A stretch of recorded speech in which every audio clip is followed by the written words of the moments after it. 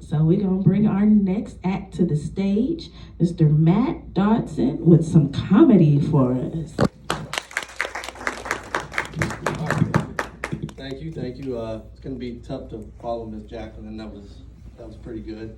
But my name is Matt. I'm from right here in Arlington in this neighborhood, Woodland West, and in my day job I work for the railroad that runs along the division here. So I have some experience wasting your time.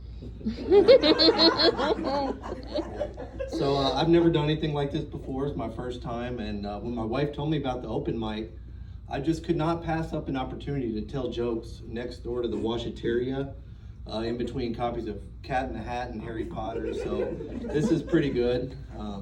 But so far I'm realizing that stand-up's a lot like that eclipse we just had. Did you guys see that? Yeah, it's a bunch of people just staring up at me, squinting their eyes, waiting for something good to happen. Don't hold your breath. All I kept reading about that eclipse is how rare of an event it was, but I'm not really sure because, you see, at my house, you can always see my son trying to blind people with his full moon. Yeah. I don't know if you guys knew this about the eclipse, but an eclipse, they say, is one of the only times you can look up in the sky and pretend to care about astronomy. Yeah. But no, this really has been a cool event. Libraries are a lot different than I remember when I was a kid. You see, when I was a kid, the librarian was this giant lady. She had her bun, her hair was in a bun. She would wear her glasses around her neck, and she would wear this sweater vest covered in cat hair. Yeah, it's not like that anymore. I came in here the other day. The librarian was this biker chick, had dreads in her hair, tattoos on her neck, wearing a leather vest, still covered in cat hair though. That part. Yeah. Yeah. See, when I was a kid, the librarian would walk in. She would always have her hand on her lips, going, "Shh." No, not anymore. I walked in. The librarian had a vape to her lips, going.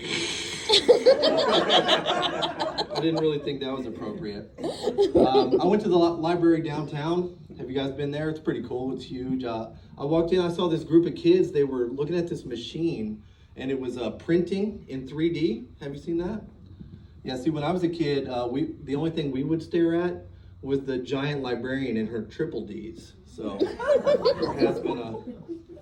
But yeah. So I was checking out some books here recently, and I could tell the libraries are a lot different because when I was checking them out, the librarian flipped the screen and it prompted me to give a tip. That part's different. I was really surprised I was even allowed to check out any books because I never returned the last one. I lost it. I just couldn't find it. Now, why would they make Where's Waldo look like all the other books? Yeah, it just blends in. Yeah, libraries are a lot different. I'm different also from when I was a kid. I put on a lot of weight. For a while, dad bod was cool, but I went straight to bad bod. I skipped the good period. My wife and I were going on a date recently, and the only thing I had in my whole house that fit was this Golden Corral membership jumpsuit. They give that to their most loyal customers. I don't really understand how I've gotten big anyway, because I really am a picky eater.